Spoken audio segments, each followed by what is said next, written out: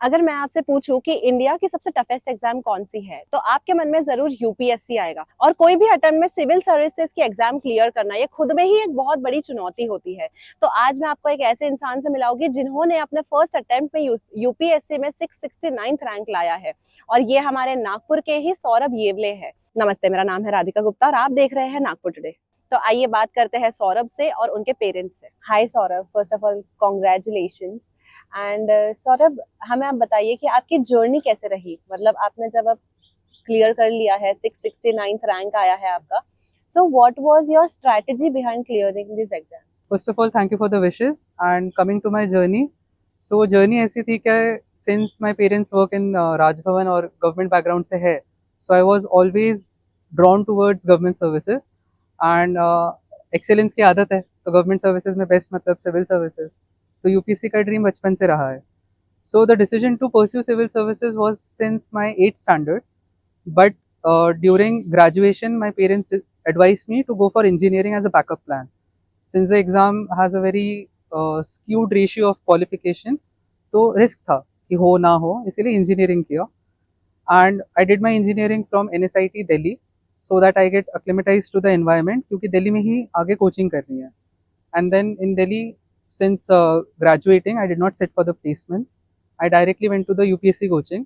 एक साल कोचिंग की और फिर नेक्स्ट अटेम्प्ट जो अभी दिया है 2024 का, here I secured all India rank 669। Next question मेरा ये रहेगा सर कि जैसे how to keep themselves motivated जब लोगों का 2-3 अटेम्प्ट्स के बाद भी नहीं होता है। कभी प्री निकल जाता है, मेंस नहीं निकलता है, मेंस निकलता है, लेकिन इंटरव्यू से वापस आ जाते हैं। तो इसमें क्या करना चाहिए लोगों ने to keep themselves motivated?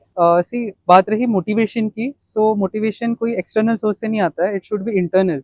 And the source of your motivation should not be attach to some result और सम पर्टिकुलर नंबर, ठीक है। rather than the product you need to trust in the process। अगर आपका process अच्छा है, if you know that you are diligently and sincerely working hard, you just need to keep on working and eventually it will bear the fruits, क्योंकि this is not just an exam where they test your excellence, it is also a game of luck। तो कभी luck चलता है, कभी luck नहीं चलता है। जैसे आपने कहा कि कभी प्रीलिम्स हो जाता है, कभी मेंस हो जाता है, कभी इंटरव्यू में अटक जाता है। So you just need to consistently keep working hard and eventually you will flourish and get the rank you want. तो सौरभ, अभी जो यूपीएससी एस्पिरेंट्स है उनके लिए आपका क्या मैसेज रहेगा? See, my message to the upcoming UPSC aspirants is that first of all, अब अपना motivation clear रखिए। You should be crystal clear why you want to come to the civil services। Once you have decided that, you should strategize।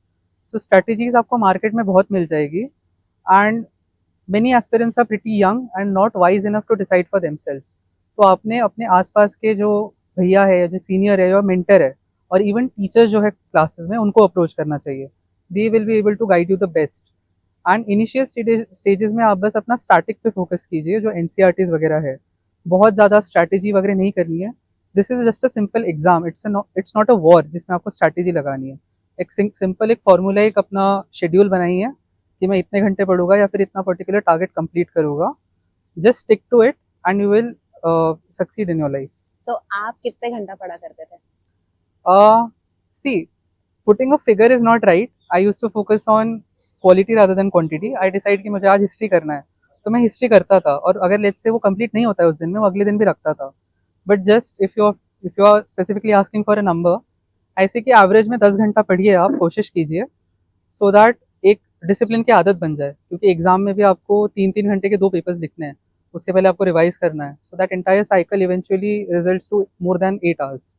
और 10 घंटे से immediately नहीं start करना है, gradually start from 6 hours 7 hours and it eventually increases to 12 hours also. सब लोग करते हैं इतनी पढ़ाई, इट्स नॉट वेरी वियर्ड। जो इस सिस्टम में नहीं है उनको लगता है कि हाँ काफ़ी ओवर बर्डन और कम्बरसम है, but it naturally comes to you. Even those who have not qualified have studied for 12 hours. सो अभी हम बात करेंगे सौरभ के पेरेंट्स से। तो आइए जानते हैं आज उन्हें कैसा लग रहा है, एंड आप लोगों ने कैसे सौरभ को थ्रू आउट द जर्नी, मतलब बचपन से लेकर उनका इंजीनियरिंग और फिर अभी यूपीएससी की पढ़ाई और सब कुछ एग्जाम्स, तो आप लोगों ने कैसे उन्हें सपोर्ट किया है? मैं 1996 से राजभवन में हूँ और मैंने ये जो सेंट्रल सर्विसेज जो होती है आईएएस आईपीएस का जो ऑरा होता है वो हम तब से देख रहे हैं, और उसके साथ साथ सौरभ भी वही वातावरण में पला हुआ है। उसने भी नज़दीक से सब चीज़ें देखी है।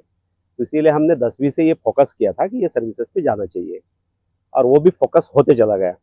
10वीं के बाद हमने जो इंजीनियरिंग के लिए उसको जेई मेंस क्लियर किया था उसने शिवाजी साइंस से, और उसके बाद में हमने तय कर लिया था कि 12वीं के बाद में एनआईटी नागपुर में हमको पहले ही 2-3 राउंड में नंबर लगने के बावजूद भी हमने प्रायोरिटी पे दिल्ली लेकर रखा था।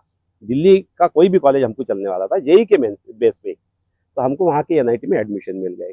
और एडमिशन मिलने के बाद यही हम तैयारी से गए कि वहाँ पे अपने को यूपीएससी की समझ लेना है पहले।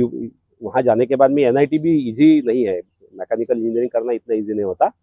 तो पहले 2-3 साल तो उसने बाकायदा वहाँ पे अच्छी तरह से अपना मेरिटोरियस करियर मेंटेन रखा, बीए भी अच्छा किया, और लास्ट ईयर में उसने देखा कि दिल्ली में ये प्रॉपर यूपीएससी होती है, इसका ढांचा क्या है। हमने पढ़ाई नहीं शुरू किया, हमने सिर्फ ढांचा समझा कि एग्जैक्ट ये मॉडल क्या है, तो मॉडल को समझ लो तो अपन उसमें एंटर करेंगे प्रॉपर तरीके से। फिर तो हमने वो समझ लिया कि ऐसा ऐसा होता है, ये इस चीज़ से होता है। मैं भी साथ में जाता था, मैं भी उसके साथ घूमता था, जहाँ भी जाना है। दिल्ली के जो क्लासेस है, क्लासेस हम दोनों ने एक साथ कि भाई ये सबसे अच्छा क्लास है, यहाँ ज्वाइन करना चाहिए, ये अच्छी फैकल्टीज है। तो हमने तैयारी तो शुरू से ही है, दिमाग में भी है, तैयारी भी धीरे धीरे करते गए, और बस बी हो गया। क्लासेस ज्वाइन किए, 1 साल प्रॉपर क्लासेस किए, और 24 में एग्जाम दिया, 1, 2, 3 तीनों एग्जाम क्रैक। तो आज आपको कैसा फील हो रहा है? बहुत अच्छा फील हो रहा, और हम दोनों को भी मालूम था कि हम लिस्ट में है, अच्छा। इसलिए बुला के रखा था इसको मैंने। हमको मालूम था, मेरे को भी मालूम था, इसको भी मालूम था। मैंने बोला क्योंकि मैं पूरे एग्जाम के साथ इसके साथ था, वहाँ की पूरे 9 पेपर मेरे साथ में दिए इसने। ये इंटरव्यू में हम बिल्कुल वहाँ थे, मेरे जो भी कॉन्टैक्ट्स थे वहाँ से मैं इसको मिलाया, बड़े बड़े लोगों को मिलाया मैंने, डिफेंस सेक्रेटरी जैसे लोगों को मिलाया, ये इनका हो रहा होता है, ये होता है, ऐसा सबको। उसमें क्या होता है, इनका देख देख के मोटिवेशन, क्योंकि वो लोग तो बताती है ऐसे ना, भाई तुम डिफेंस सेक्रेटरी जैसे आदमी को मिलेंगे, प्रेसिडेंट के मिलिट्री सेक्रेटरी को मिलेंगे, तो ये तो वहीं से गए हैं, वही तो बने हैं। तो वो बताती भी वही है फिर कि बेटा कुछ नहीं है, यू है यू, तुम्हारे ये होना, जुज्बा होना। तो वो हिसाब से इसने मेंटेन किया, इसने भी कमी नहीं किया।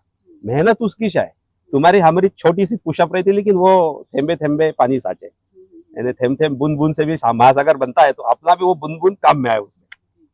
और मैम आपका क्या कहना है? सौरभ पहले से ही बहुत सिंसियर और हार्ड वर्क है, पूरे कंसिस्टेंसी से उसने किया सब, कोई फंक्शन नहीं कुछ नहीं, यानी फुल्ली मेहनत है उसकी, तो उसको क्रेडिट उसको ही देंगे। बहुत अच्छा डेडिकेशन तो होना, डेडिकेशन का मतलब है तुमको सोशल फंक्शन अटेंड करना नहीं है, तुमको ये जो होते हैं ना रिलेशन, दोस्त, भाई, नथिंग डूइंग, कोई ये करना ही नहीं पड़ता उसमें। और बहुत तब वो कर सकते हैं, तब वो कर सकते हैं, नहीं तो नहीं कर सकते। उसने वो किया, वो जो बोल रहा बराबर है, कोई बहुत ऐसा 15, 16, 17 घंटा पढ़ाई नहीं करना पड़ता, लेकिन जो भी करना पड़ता बिल्कुल मेंटेन रखना पड़ता है काउंट। उसमें तुम्हारी तबियत नहीं खराब होना चाहिए, सबसे इंपॉर्टेंट चीज है ये। एक बार तुम्हारी तबियत खराब हो गई, ऐसे 2-3 बार हो गई, तो 10-10, 20-20 दिन निकल जाते हैं आदमी मूड, क्योंकि ये फ्रेश होने के लिए उसका जो शेड्यूल था वो बहुत अच्छा था। 4 बजे उठो, मेडिटेशन करो, वॉक करो, फ्रूट्स खाओ, फालतू की चाय मत पियो, कॉफी मत पियो, ये सब चीजें कहाँ ये ऐसे यंग बच्चे सोचते हैं कि दिल्ली में रहने वाले, ये सोचना पड़ता है। इसीलिए फर्स्ट अटेम्प्ट में, नहीं तो नहीं होता।